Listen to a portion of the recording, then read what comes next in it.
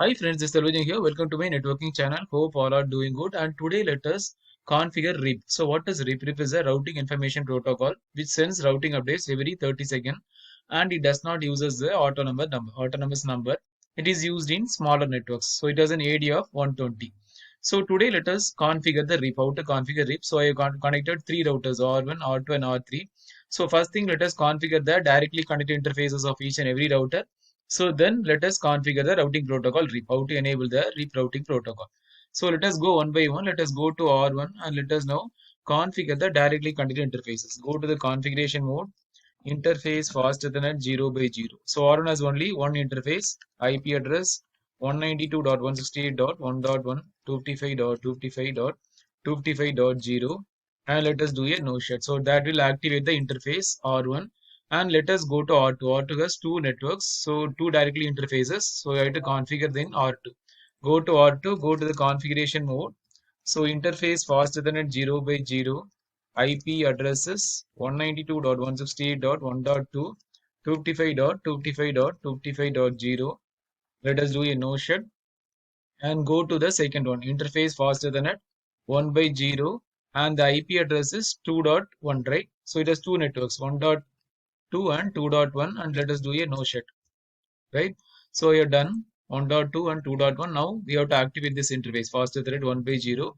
Go to R3, go to the configuration mode, interface faster than at 1 by 0, and the IP address is 192.168.2.2, 255.255.255.0.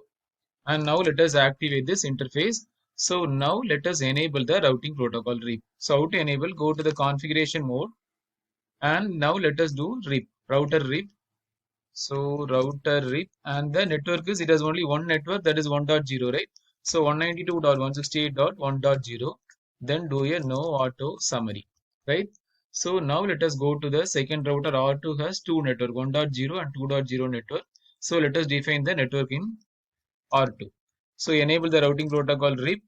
Then network is 192.168.1.0, and the second network is 2.0, right? And let us do a no auto summary. So we are done with R2, and now let us go to R3. R3, and let us enable the RIP protocol. So router RIP, and let us enable the statement 192.168.2.0 no auto summary. So that's all for RIP actually. So first we have configured the directly connected interfaces. Then I enable the routing protocol. So now let us check the routing table. Show IP route RIP. So I'm able to see the routing entries. So I'm able to see the destination network. So let us check from R3 also. Show IP route RIP. So I'm able to see, right? So let us ping the destination network 192.168.1.1 and 1.2 I'm able to reach. And let us check from R1. So ping 192.168.2.1 and 2.2. So these are the things you have to know about the RIP actually, right? So if you want, you can do a packet capture, and also we can check the routing protocol RIP. So yeah, let us go there.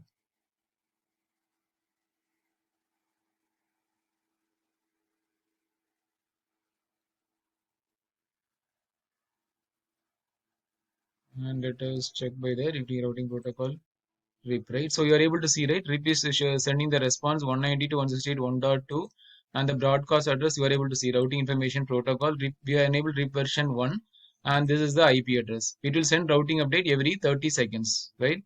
So that is the benefit of RIP. So RIP sends routing update every 30 seconds and does not use as the autonomous number, right? So it does not use as autonomous number, and it is used in smaller networks. So if you want, we can define one loopback address and we can check. So go to the configuration mode, interface loopback 1, and let us define IP address 1.1.1, 255.255.255.255, and now let us do a no shut. Now let us advertise this network. So router RIP network is 1.0.0.0, right? So now I advertise this network. So now let us see, this network is advertised in R3. So let us check it out here. Show IP route. Yeah. So we are able to see the advertised network 1.1.0, 120 by 2, right? So this is the 120 is an administrative distance, and 1 is the hop count. So 120 and one is hop count. For other networks, it is showing one hop count. Since it is a loopback address, it is showing us two hop counts. So loop address is always reachable by two hops, right? It is two hops away from the router. So that is the reason you are seeing this as a two. Loop is an external, is considered as an external network and showing two hops. So this is an administrative distance, right?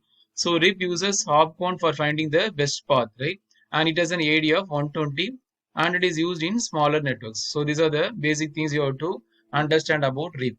So I hope you enjoy this video. Thanks for watching. Please subscribe for more videos. Thanks and have a wonderful day.